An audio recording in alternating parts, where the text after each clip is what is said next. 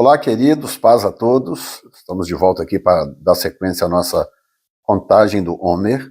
Hoje é o nosso dia 13 dessa contagem e eu quero dar sequência no texto que nós estamos considerando durante esses dias.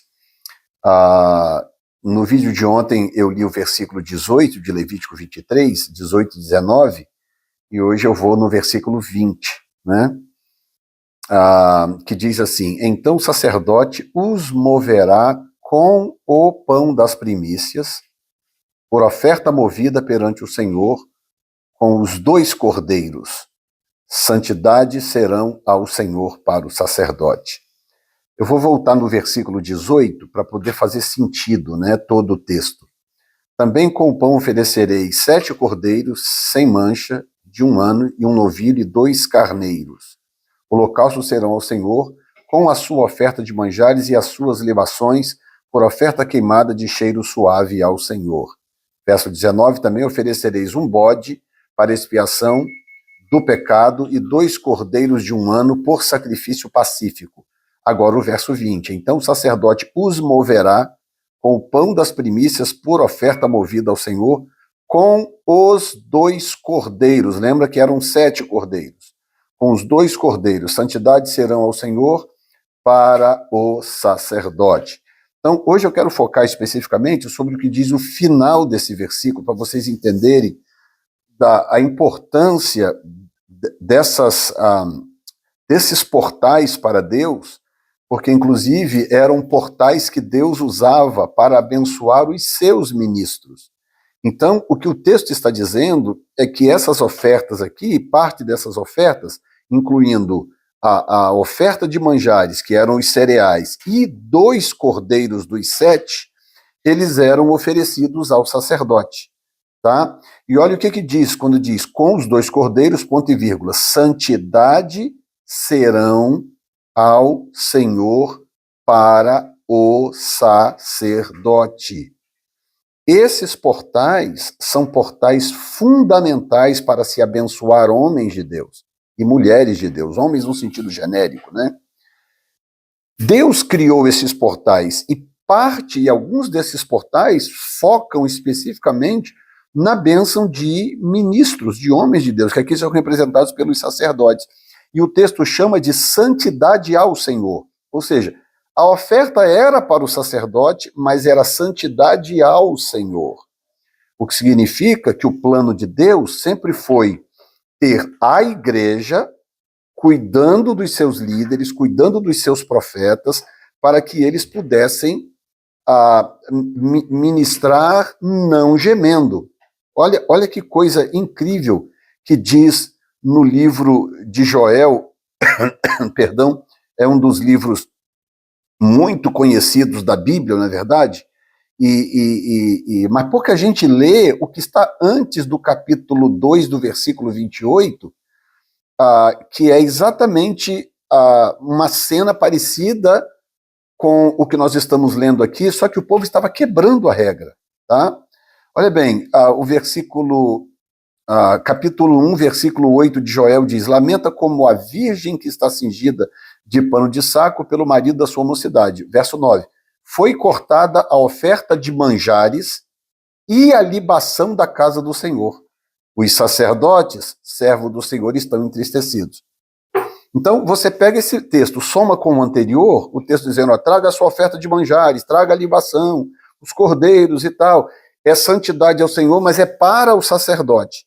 Aí aqui está dizendo, foi cortada a oferta de manjares e a libação da casa do Senhor, os sacerdotes, servos do Senhor, estão entristecidos. Lógico, porque toda vez que o povo de Israel se desviava de Deus, eles cortavam as ofertas. E ao cortarem as ofertas, quem que eles estavam sacrificando? Eles estão sacrificando os sacerdotes. Então, como que os ministros do Senhor vão realizar a obra do Senhor se o povo fechar o coração e fechar a mão e se deixar contaminar por um espírito de avareza? Porque existem por aí os mensageiros da avareza. São pessoas que são contra essas revelações e essas mensagens, porque são avarentas. Avarentas. E por causa disso, elas combatem a generosidade, porque elas estão focando naqueles que roubaram o povo de Deus, naqueles falsos ministros que exploraram a igreja. Ora, a igreja não é feita só de falsos ministros, a igreja não é feita só de falsos sacerdotes.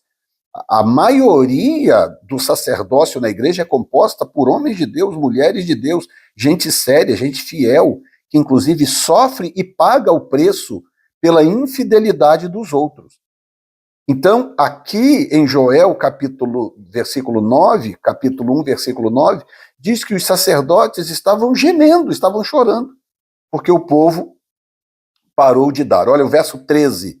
Cingi-vos e lamentai-vos, sacerdotes, gemei, ministros do altar. Entrai e passai vestidos de pano de saco durante a noite, ministros do meu Deus, porque a oferta de manjares e a libação cortada foram da casa do vosso Deus. Precisa desenhar, gente? Será que precisa desenhar? Será que não é por isso que Deus está restaurando esta capacidade de dar da igreja, porque tudo isso tem a ver com avivamento? No capítulo 2, versículo 12 diz: ainda assim, agora mesmo diz o Senhor, convertei-vos a mim de todo o vosso coração, isto com jejum, com choro e com pano de saco. Olha bem, vai vendo, tá? Aí no verso 18 diz: então o Senhor terá zelo da sua terra e se compadecerá do seu povo. E o Senhor responderá e dirá ao seu povo: eis que vos envio o trigo, o mosto e o óleo, e dele serei fartos. E vos não entregarei nas mãos do opróbrio entre as nações. E aquele que é do norte, deixa eu pular um pouco mais à frente para não ficar muito longo, verso 23, e vós, filhos de Sião, regozijai-vos e alegrai-vos no Senhor vosso Deus, porque ele vos dará ensinador de justiça. Ensinador de justiça. O que eu estou fazendo com vocês aqui esses dias todos? Eu estou ensinando para vocês a justiça. E fará descer a chuva, a temporã e a serôdia no primeiro mês. E as eiras se encherão de trigo, e os lagares transbordarão de mosto e de óleo. Tá vendo? Essas promessas é o que eu estou dizendo desde o começo. Esses princípios não têm a ver com salvação de almas, tem a ver com bem-estar, com vida abundante. As eiras se encherão de trigo e os lagares transbordarão de mosto e de óleo. Verso 25, restituir-vos-ei os anos que foram consumidos pelo gafanhoto, e a locusta, e o pulgão, e a oruga, e o meu grande exército que enviei contra vós. E aí vai até chegar no versículo 28, que agora faz sentido quando a gente lê. Diz, e há de ser que depois de quê? E há de ser que depois derramarei do meu espírito sobre toda a carne, vossos filhos e vossas filhas profetizarão, vossos velhos terão sonhos, vossos jovens terão visões, também sobre os vossos servos e vossas servas naqueles dias derramarei do meu espírito. Depois de quê? Depois que todos esses princípios forem restaurados no meio do povo. Então o que você lê do verso 27 para trás tem a ver com a restauração da fidelidade do povo de Israel. Uma vez restaurada esta fidelidade, os sacerdotes param de gemer. Então Deus restitui o que os gafanhotos comeram, e no verso 28 vem a promessa: depois disso eu vou derramar do meu espírito sobre toda a carne, e vossos filhos e filhas profetizarão. Vocês estão entendendo? Ficou claro para vocês isso? Eu estou trazendo isso para vocês aqui com tanto temor, muita alegria de saber que vidas serão restauradas, serão trazidas de volta para a essência da revelação da palavra de Deus. E eu vou encerrar relendo o verso 20. Então, o sacerdote, Levíticos 23, 20. Então, o sacerdote os moverá com o pão das primícias, por oferta movida perante o Senhor. Com os 2 cordeiros, santidade serão ao Senhor para o sacerdote. Então, que Deus nos ajude a resgatar esses princípios, porque eles têm a ver com vida abundante, têm a ver com tempo na presença de Deus, onde o seu povo não terá falta de absolutamente nada. Bendito és tu, Senhor nosso Deus, Rei do universo, que nos santificaste com os teus mandamentos e nos ordenastes que contássemos o Homer. Portanto, hoje é o 13º dia do Homer. Deus abençoe a todos.